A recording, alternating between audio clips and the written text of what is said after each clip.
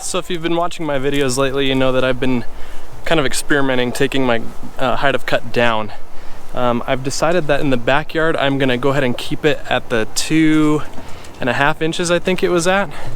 It's not cut right now. I'm about to cut it right now, and then I'm gonna go to the front yard. The reason I'm cutting the backyard first tonight is because it's just been so hot. I think we're at 100 degrees today. There's way more shade in the backyard right now because my house faces west.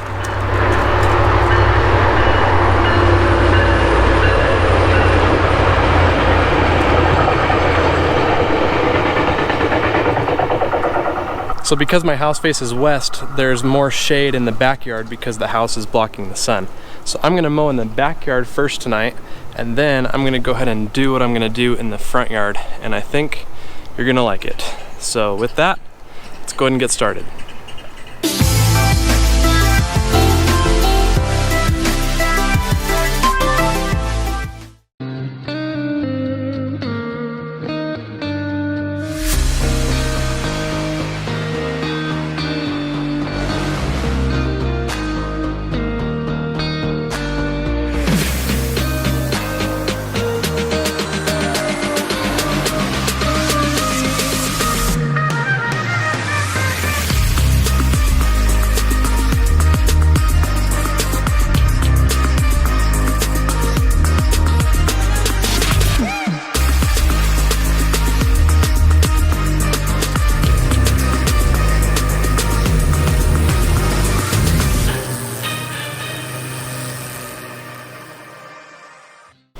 Pumpkin update.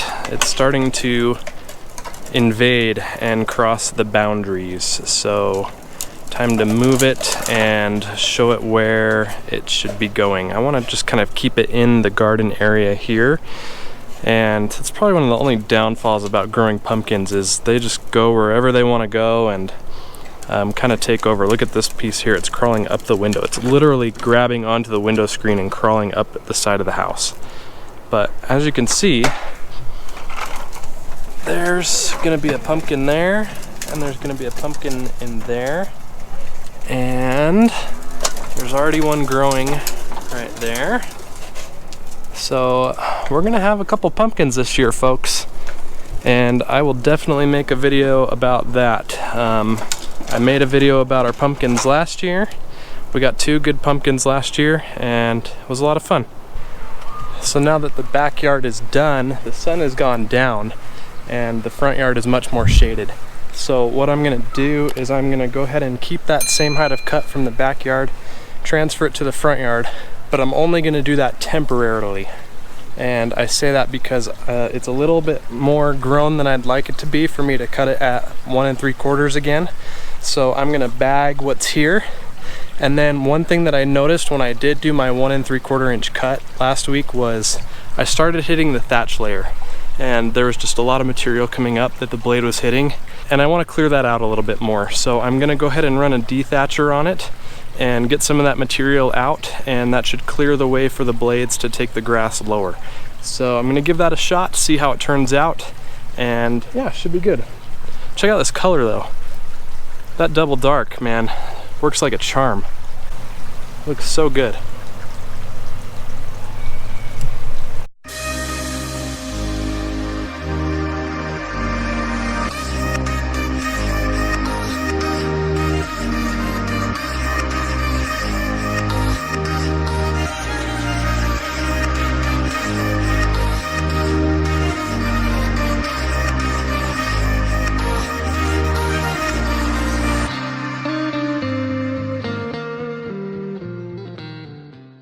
So this is the hard part about doing weeknight lawn work, is you get to a point where you're ready to actually do what you want to do.